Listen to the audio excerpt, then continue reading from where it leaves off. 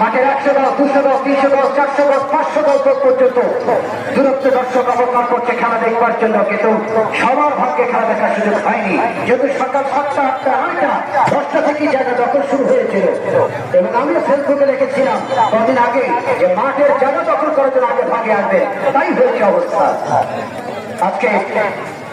আমরা কৃতজ্ঞতা জানাই যে মানুষটির পৃষ্ঠপোষকতায় আজকের এই বিশাল আয়োজন মানুষকে সুস্থ বিনোদন দিয়ে যুব সমাজকে মাদকমুক্ত রাখবার জন্য, ইফটিজিং থেকে মুক্ত রাখবার জন্য, অতিরিক্ত ফেসবুক থেকে সরিয়ে রাখবার জন্য,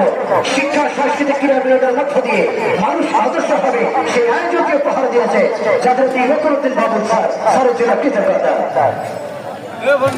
খেলা শেষ হলে পালাগুলো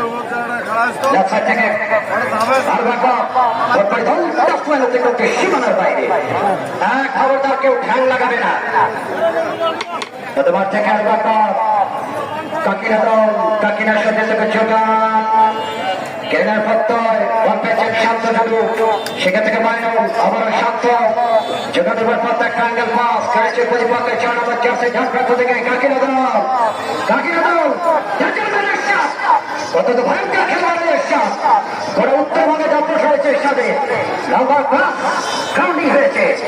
রক্ষণ ভাগের মাথা বেঁচে বাঁচতে চলতে বল গত মাঠ থেকে বল পেয়েছেন উঠে রক্ষণ ভাগের খেলোয়াড়, আবার সেই ঝোরপালার শট চালিয়েছিলেন রক্ষণ ভাগের খেলোয়াড় যথারীতি। এখানে অবশ্য 99 জার্সি নাম্বার রক্ষণ বাপুরাম সাপুরে কোথা যাস বাপুরে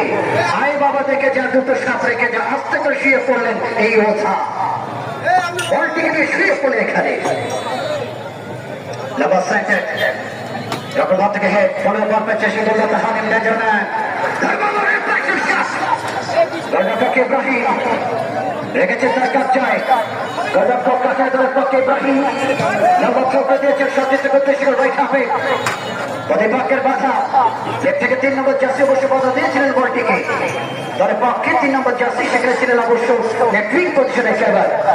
আরো একবার রাইট উইং ব্যাক কাকে দেবেন তিনি লবণ আফ্রাক সাইডটা রাফটা কান্তে। আজকে দুপুরবেলা আসার সময় কাকিনা থেকে সামনে এসে একটা পাম্প আছে, কি নাম জানি, আকাশ ফিলিং স্টেশন,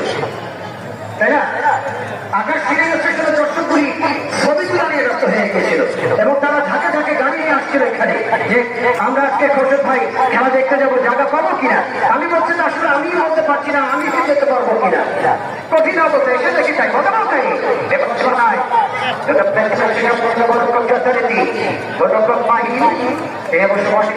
নাই